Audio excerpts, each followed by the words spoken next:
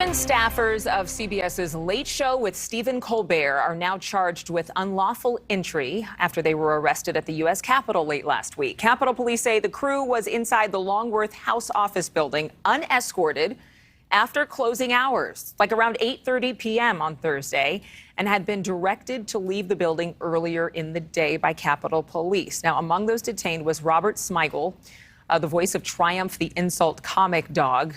You may know that dog, that mascot from the show. Let's bring in Niall Stanage, White House columnist for The Hill. Well, this will be fun to talk about, Niall. First, I got to ask you, for those who are catching up after celebrating this holiday weekend, how did all this go down? The group of staffers reportedly trying to get into the January 6th hearing earlier that day, and then they hung around and tried to shoot some comedy sketches thinking no one would notice?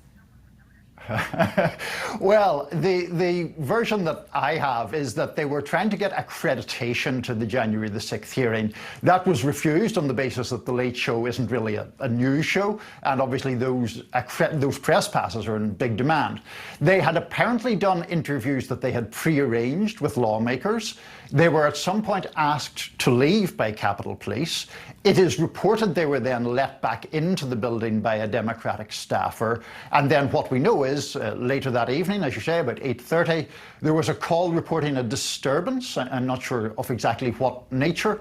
And Capitol Police arrived and 7 staffers, as you said, were arrested. They were reportedly filming. You mentioned the word disturbance. I think I saw some reports that this crew admitted to, quote, harassing 2 Republican House members around the time of these arrests. What do we know about that?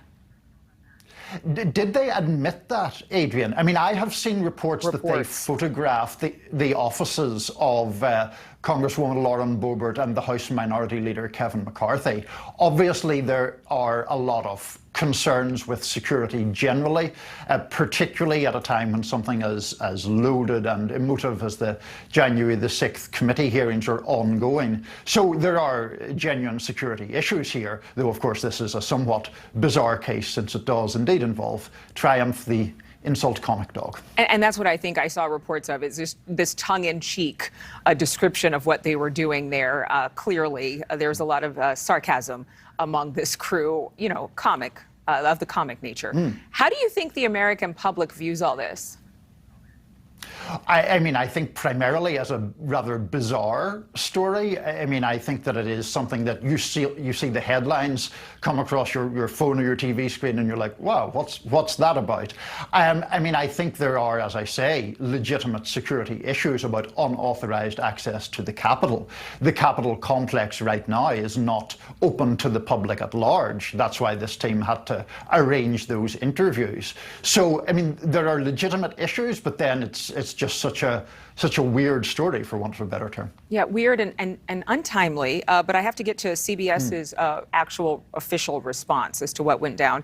CBS did tell NewsNation the crew was authorized and had prearranged for interviews on Wednesday and Thursday with some congressional members, though they did not name who. And then upon leaving those offices, quote, stayed to film stand-ups and other final comedy elements when they were detained. And is there word that they could face more criminal charges now?